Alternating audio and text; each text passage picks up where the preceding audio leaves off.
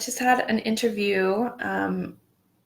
I was being interviewed for an event and just got so fired up. And she asked such a great question, which is, what's a myth that you people buy into that is actually not helpful or true around healing, around embodiment? And there were two that came in really strong. One that I want to talk about now, which is, as empathic creatures, which we all are. I mean, we're born infused with other, and our safety is built into what that other person is doing, putting into their body, choosing. We're constantly addressing and assessing what's going on with our mothers in womb. And then out in the world, I mean, there's been plenty of studies done that our brains are wired to feel what others are feeling, to experience others' experiences, to think other people's thoughts.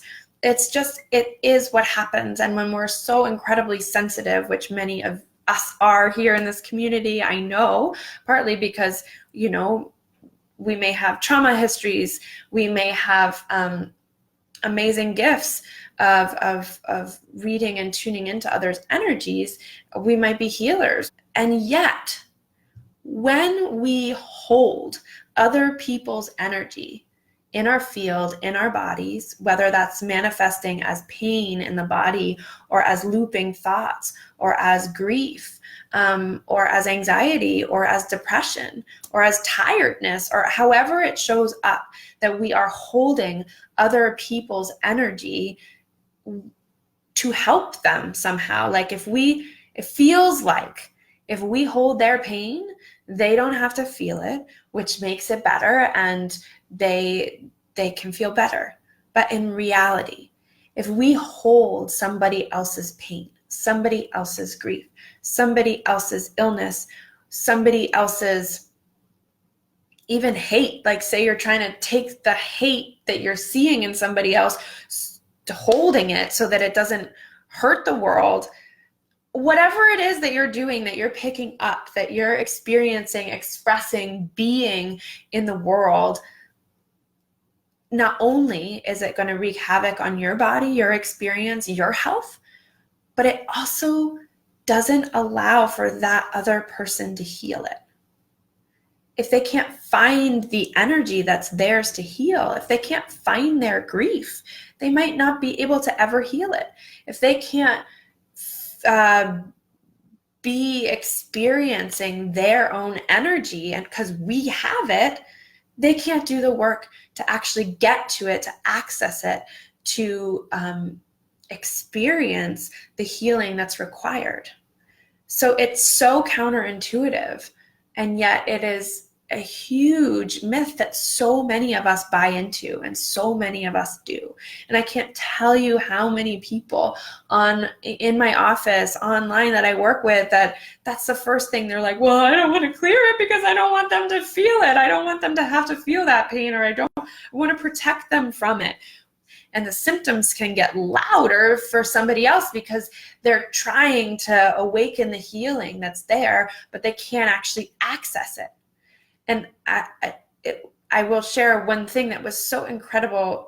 Teaching a couple of weeks ago, we did a week-long in New York, and I was just so blown away. There was so much magic in that room, but what I saw over and over and over again, and one thing so in particular that I saw, was this one person did a huge clearing of an energy that wasn't theirs, and they cleared it off. And the minute they cleared it, this other person had this like huge, like, whoa, like energy come in, that they knew there was a moment for them to step into healing. And they were able to finally access an energy. And when they released this energy that wasn't theirs, the persons that it was able to receive it fully into their experience, into their bodies, into their expression. And they had a profound shift, life-changing shift for them in that moment. because they finally had access to the energy. And I'm saying this person has been saying, I just can't find this energy. Like, where is it? I can't find it. How do I access that energy that's going to bring this healing? And they knew there was healing, but they couldn't find the energy.